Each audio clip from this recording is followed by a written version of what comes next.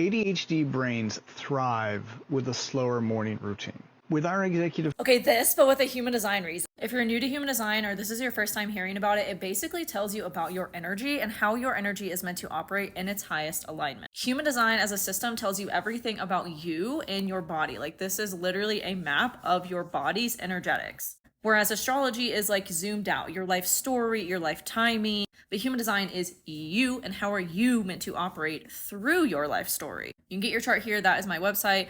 For this specific thing, we're going to look at which way that your arrows up here are facing. These tell you whether or not you're more apt to be neurotypical or neurodivergent. And I attribute everything this original creator is saying in this video to be neurodivergent, and that's what we're going to talk about today. This comes down to the arrows that you have that face right. So these arrows face left, these arrows face right. And these can be all different. It doesn't really matter which one we're looking at. The more arrows you have facing right, the more you're going to be like this. Now, there are other things that can create this in your chart. This is just a generality. One example is if you have this center down here, this shape white, it means it is undefined, and that means that you cannot handle taking on pressure, so you should never rush yourself, especially in the morning. Now, for me in my chart, I have both. This is not my chart, but I do have both. A lot of right-facing arrows and an undefined root, which is what this center is. If you're new to human design and the language confuses you, check out my ebook. It walks you through everything. Also, astrology is included. Back to these arrows. This is called being right brain. These people, like I said, are neurodivergent. They do not operate like everyone else, and they're not supposed to. They are really sensitive to energy and tend to absorb everything around them. Our traditional school systems do not support these people and how they're meant to learn, because these people are more visual learners, and they're more so they can recall information when they need it, but they're not good at like memorization and learning in the structure way that our school systems teach. Pull up your chart from my website. Do most of your arrows face right? Let's talk about it in the comments. You can learn more about what your arrows mean in my human design variables bundle.